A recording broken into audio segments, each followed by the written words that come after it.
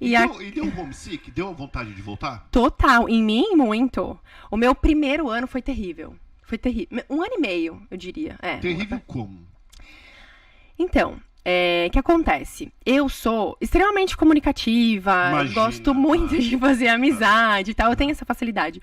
Mas eu tive uma coisa, assim, um bloqueio muito grande, que foi um período bem difícil que eu passei aqui, que foi a mesma coisa que eu sofri quando eu saí de São Paulo e fui para São José. Óbvio, em proporções completamente diferentes.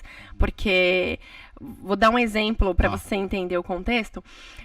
Quando eu saí de São Paulo e fui para São José, para você ter uma noção, toda sexta-feira eu pegava o carro e ia para São Paulo e ficava lá sexta-noite, sábado, domingo. Segunda-feira eu estava em São José para trabalhar.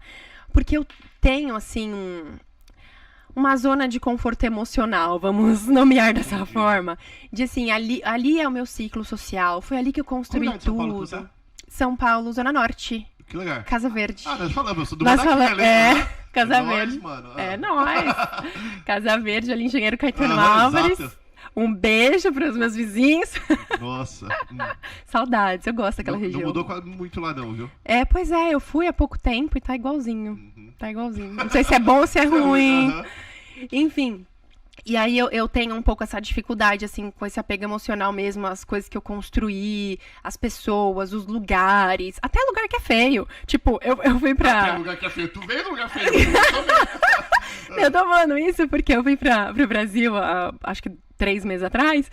E aí foi muito engraçado, porque os lugares que eu queria ir, assim, minha família ficava, tem certeza que você quer ir lá? Eu falei, gente, eu quero ir a pé no Mandaki, sabe umas coisas assim? Gente, eu quis, porque é memória afetiva, eu sou assim. Você foi a pé até o Mandaki? Eu fui, caminhadinha tão legal ali, vendo o Rio Tietê. Caramba. Enfim, e aí eu tive muita dificuldade quando eu fui pra São José dos Campos, porque aí eu tinha essa mesma questão de sempre, qualquer tempo livre que eu tinha, eu queria estar lá. Só que, querendo ou não, eu estava construindo uma vida numa outra cidade, né? Então, eu restringi aquilo único e exclusivamente para o meu trabalho, né? Só contatos profissionais, mas sempre que eu queria me sentir bem ou um momento de lazer, eu queria ir para São Paulo. É até ruim pro Bruno, né? Pro teu marido. Horrível. Porque a gente ficava na casa ou dos meus pais, ou dos pais dele, a gente tinha acabado de casar, imagina, ele queria a liberdade dele, queria ficar na casa dele, e a gente brigava bastante no começo por causa disso.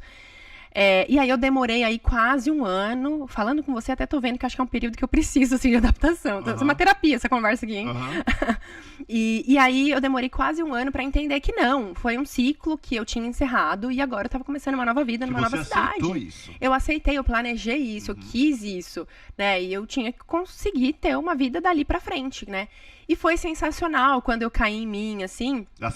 Aceitar e fiz, assim, amizades maravilhosas. Amigos que, nossa, até hoje, assim, são muito apegados a mim. E muitos clientes, né? É legal porque o nosso tipo de cliente era uma venda recorrente, porque a gente não vendia para o cliente final. Eu vendia para os arquitetos e para as construtoras. E aí, sempre que eles tinham um projeto, eles levavam para nossa empresa. Então, a gente estava sempre com contato. Então, ali a gente virou amigo, não tinha como. Então, assim, foram experiências incríveis, mas porque eu me permiti. Mas eu demorei demais pra entender que eu tava em outra fase. E aí, quando eu cheguei aqui, putz, você imagina. Só que aí, sem a opção de pegar o carro e ir pra São José. Igual eu fazia quando eu tava em São José pra São Paulo. Né? Então, eu sofri muito no começo. Por quê? Primeiro eu cheguei... E eu lembro até hoje, assim, e eu acho legal até compartilhar isso, porque é legal, assim, eu vejo as coisas que é bastante falado aqui no seu canal, e a gente fala muito, né, a gente se ouve muito falar das coisas que a gente sabe que vai ter dificuldade, tipo, arrumar um emprego, né, um lugar pra morar, dificuldade com a língua, né, muitas pessoas vêm pra cá, não falam inglês, vão aprender na raça, mas além disso, eu acho que é importante essa conscientização mental e emocional mesmo da pessoa, né? A mudança, né? Dessa mudança, ela é importante. Porque aí eu cheguei aqui, eu lembro que quando o avião pousou, eu olhei pra fora, olhei assim pra fora e falei, putz, o que eu fiz? Mentira! Juro, por tudo. Não, você é muito chata. Você casou pra ir lá pra São José, pra uma vida melhor, trabalhar, pra crescer. Aí ficou enchendo o saco do Bruno. Bruno, você é um anjo, menino. Aí vamos lá. Aí vamos pra cá, pros Estados Unidos, que bacana, primeiro mundo, sonho de todo mundo. O avião nem pousou, você já tá falando pra ele. O que eu tô fazendo aqui? Você falou pra ele o que eu tô fazendo Não, aqui? eu pensei. Pensou. Só que uma pessoa que te conhece desde que você tem 12 anos, ele falou... A cara não você deve fazer a cara, né? Faço. Aí ele, que foi? Aí eu, não, tô um pouco abalada, nossa, que decisão, foi um negócio muito rápido. Por quê? Um detalhe importantíssimo pra falar nisso tudo é que esse período dessa mudança, quando ele falou, não, quero morar em Orlando, vamos passar uma temporada lá. Dessa viagem até esse dia que a gente tava mudando, tinha passado somente 6 meses. Foi muito rápido. Então, acho que eu não pensei. Eu agi na emoção. Falei, vamos. Às vezes eu sou meio oba-oba, eu percebo. Não, vamos lá, faz lá. Se der certo, eu vou. Aí, tô indo. Chegou lá e falei, putz, vim mesmo. O que eu fiz, E aí foi o que aconteceu comigo. Daí, o que aconteceu? Me fechei. Nós tínhamos só um casal de amigos aqui, exatamente esse casal que a gente veio conhecer o filho que nasceu anteriormente.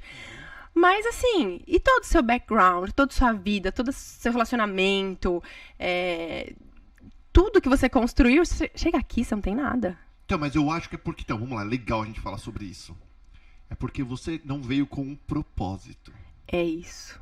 Você veio no embalo, o propósito do Bruno, que o negócio dele queria morar fora, você como uma boa esposa, falou, Santa. Eu tô contigo. Santa também não exagera, né? Como uma boa esposa, você falou assim, tudo bem, Brunão, eu vou contigo. Aí você chegou aqui e você falou, putz... Caracas. Porque aí eu caí em mim, assim, em tudo que envolve isso. Porque é uma decisão muito séria, né, Paulo? Eu fico pensando assim, eu sei, o Brasil, ele é um país difícil, assim, a gente sofre bastante lá. E óbvio, eu não tiro de forma nenhuma, assim, eu vejo que muitas pessoas têm necessidade mesmo de sair da situação que estão lá e veem os Estados Unidos como, muitas vezes, a salvação. Claro. Tanto que tem gente que atravessa a fronteira, não sei o que, risco de morte, caramba. E por causa disso, né, a pessoa às vezes está desesperada por uma vida melhor. E eu, de forma nenhuma, diminuo isso. Mas... Não era o teu caso. Não era meu caso e não é o caso de várias pessoas que vêm pra cá. Sim. Várias, porque eu, como uma boa ouvinte, converso com muitas pessoas que falam muito. Porque... Você é ouvinte? Eu sou super. Mentira. Juro por tudo. Você não fica com vontade de falar? Não, eu sei quando Você falou 14 minutos sem respirar agora. Mas quando é meu momento de ouvir, eu fico quietinha, juro. Eu tenho a noção. E aí, o que você ouve? Me conta. Então, e aí eu escuto exatamente essa questão do arrependimento de estar aqui.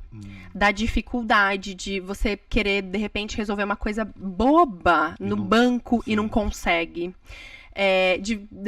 Não sei, no momento que a gente tá vivendo agora, por exemplo, você precisa de uma casa para alugar, os aluguéis estão super altos. Caro. A pessoa não consegue, porque ela não tem background, não tem histórico. Se for ela e um americano, ela vai perder a aplicação.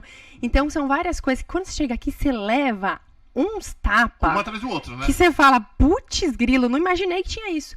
E eu acho muito importante essa conscientização antes de você chegar aqui. Porque, óbvio, eu não vou falar que aqui é ruim, porque eu tô aqui até hoje. Claro, maravilhoso. É maravilhoso, eu amo esse país, eu amo Orlando. Só que é muito importante você vir consciente.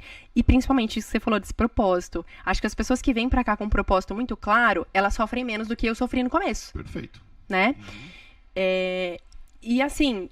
E aí esse 1 ano e meio, né, que foi E como que você fez, até legal, como que você fez pra sair dessa? Pois é. Primeiro, eu fiquei lá, né, no Muro das Lamentações. Reclamando, coitado do Bruno. Cara, o Bruno nem veio hoje, que ele falou assim, eu fui no divórcio. Não, não. Eu vou te falar uma coisa, eu não sou de reclamar. Eu sou de sofrer. Você sofre quieta. Eu sofro quieta. Aí ele olha e fala, ai, tadinha do meu bebezinho, tá sofrendo. Tá mal, tadinha. Então. Mas não vamos voltar, não. Mas ela é forte. Ela é forte. Já passou por tantas na vida, essa daí eu conheço. Verdade? Ai, então. E aí eu fiquei nesse 1 ano e meio, assim, nessa luta interna mesmo. De falar, eu tomei essa decisão. Porque eu sou assim, eu sofro, mas eu sou uma pessoa que eu encaro as coisas, né? Minha vida nunca foi fácil. Um dia, talvez, se tiver oportunidade, a gente fala sobre minha infância e tal. Mas eu sempre tive que... Você pode falar aqui se você quiser. Fala, dá um resumo sobre a sua infância, pra gente entender. Assim, por exemplo, meus pais se separaram quando eu tinha 3 anos de idade. E aí eu fui morar com os meus avós paternos. O que foi maravilhoso pra mim, hoje eu vejo que foi uma bênção, mas obviamente, como uma criança de 3 anos, não tem história. E aí, eu sempre tive muito essa questão, assim, eu sou muito apegada, né? Então, meu pai, né, teve uma outra família e teve outros filhos, tal. Você se sentiu abandonada? Total, né? Porque aí o que aconteceu? Meus pais separaram, eu fui morar com a minha avó, junto com o meu pai. Só que meu pai, em poucos meses, foi morar com a outra mulher e me deixou lá. com a minha avó. Mais uma vez eu digo que hoje, com a maturidade que eu tenho, com a minha idade, eu consigo entender que foi a melhor coisa que aconteceu pra minha vida, assim, sem dúvidas. Mas na ocasião, eu falei, que palhaçada, inconsciente, a gente não sabe, né? Mas inconscientemente, você fala, putz, Você pode falar uma coisa? Claro. Não foi a melhor coisa, porque senão você não fala... Tipo assim, não é que você fala assim, ó, foi melhor hoje, porque você é madura para aceitar. Mas claro que a gente gostaria que o pai tivesse levado essas coisas, ou não. Ai, assim... Sim e não. Eu falo que foi a melhor coisa porque em relação à estrutura também de família que eu tive. Assim, uma família estruturada. Porque os meus pais, eles casaram... Eu também não julgo eles hoje, né? Já julguei, mas... hoje não julgo mais. Mas assim, eles casaram muito novinhos. Meu pai tinha 16 anos quando se casou com a minha mãe com 19. Aí logo que casaram, eu já nasci. Então, eu fico imaginando assim, 2 adolescentes com uma criancinha ali chorando a noite inteira e tal. Assim, eu vejo que... Você tem irmãos de pai e mãe? Não, sou filha única. Então, como eu vejo que eles não tinham estrutura nenhuma pra cuidar de mim naquela ocasião, que eles eram imaturos, pra mim foi melhor. E morar com os meus avós, que tinham uma estrutura, já eram mais velhos, uma estrutura familiar, né? Cresci ali com os meus tios meio que irmãos, porque eles tinham idades bem próximas a minhas, não eram tios muito mais velhos, então eu tive ali relativamente irmãos. Legal. Então, assim, eu vejo que foi bom, foi benéfico pra mim. Pra minha estrutura e pra minha sanidade mental também.